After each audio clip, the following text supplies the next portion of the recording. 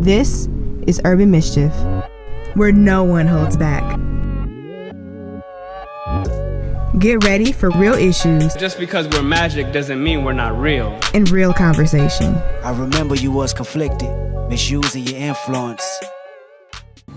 You are now tuned in to WHBC 96.3 HD3, and right now you are listening to Urban Mischief with your girl Bill IE. Don't forget the IE. This is Shanique. This is Maya. And I am Demi. Let's get right into the Urban Mischief briefing for today. The women of the New York Liberty, Phoenix Mercury, and Indiana Fever all wore black warm-up t-shirts in the wake of the recent shootings. According to ESPN, the WNBA fined each team $5,000 and each player was fined $500. Apparently, players are not allowed to alter their uniforms in any kind of way. WNBA President Lisa Borders said in this statement, "We are proud of WNBA players' engagement and passionate advocacy for nonviolent solutions to difficult social issues."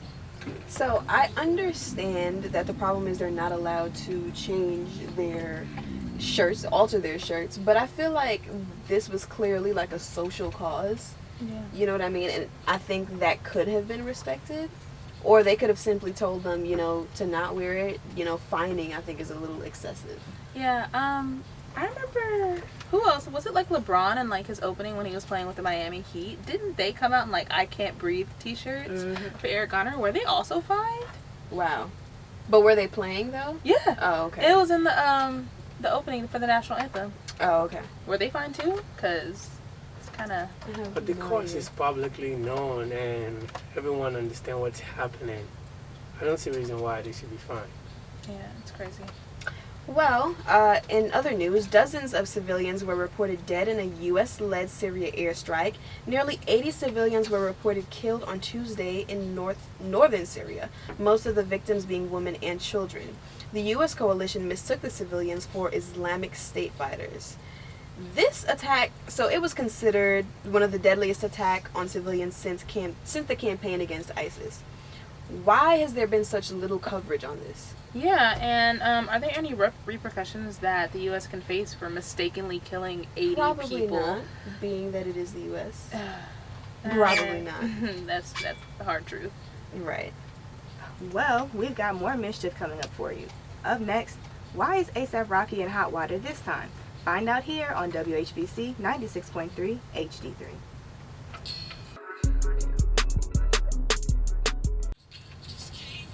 Welcome back to Urban Mischief on WHBC 96.3 HD3. Now let's get right into the scoop on A$AP Rocky. He's been in some pretty hot water lately from some old comments he made a while back about Black Lives Matter. The Black Lives Matter movement and black women. A while back, A$AP Rocky tweeted out to his followers that black women, specifically dark-skinned black women, shouldn't wear red lipstick because he thought it should be reserved for people of lighter complexion. And to add insult to injury, an old interview of A$AP surfaced when he said, and I quote, "I'm just gonna stay black and die. Why? Because I'm black. So every time something happens, I'm black and I gotta stand up. What am I, Al Sharpton? I'm A$AP Rocky, and I didn't sign up to be a political activist. I want to talk about my lean, my best friend dying, and the girls that come in and out of my life. I don't want to talk about Ferguson." It's so funny that he doesn't live in Ferguson, so he doesn't care. But places like Ferguson are where he started from. Like, those are people that support him and are, really down for him. Welcome back to WHBC. Right now, we're going to continue this debate regarding black men and their preference for white and Hispanic women. So the first thing I want to get into is their desire for mixed children. Is it sick? Is it okay? Ew. It's not okay. I honestly think it's a fetish. It's definitely a fetish. It reminds me of slave days, just breeding for what you want. That's gross. Right. I also feel like it's a little sexualizing, sexualizing babies. Ew. Sure. Because, like, they're visualizing them, like, when they get older. Like, oh, yeah, when they get older, they're going to be fine. It's like they're 5. Like, calm down. Like, that's your daughter. Ew. Only rampant by the day.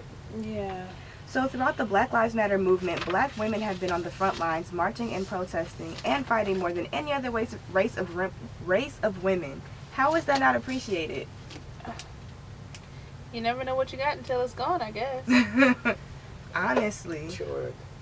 And we've been fighting for black men for so long, and it's like, it hurts almost to see someone just not appreciate like so much you put in to, you know. Right. Well, we have some Twitter comments here. Do It Like Naj says melanin should be loved more and less disrespected and taken for granted. I agree. It's not respected enough. Devin Hearts You says, can we address the stigma that having a white, Asian, or Hispanic woman represents success to black men?